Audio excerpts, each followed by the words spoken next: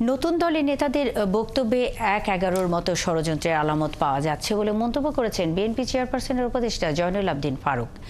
ভোটের জন্য যতটুকু সংস্কার সেটা শেষ করে নির্বাচনী অন্তর্বর্তী সরকারের প্রধান লক্ষ্য হওয়া উচিত বলেও মন্তব্য করেন তিনি।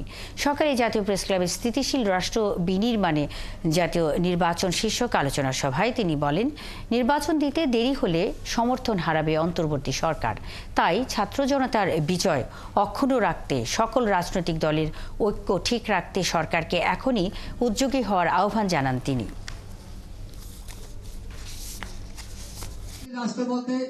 আরেকটি ষড়যন্ত্র মোটা আকারে প্রস্তুতি নিচ্ছে বাংলাদেশে। আপনাদের এই কথাবার্তার মধ্য দিয়ে এই ষড়যন্ত্র পাকাপোক্ত করে দেশে খোকন মুগ্ধের রক্তে অর্জিত যে দ্বিতীয় স্বাধীনতা তাকে নাশসাত করার একটা পরিকল্পনা।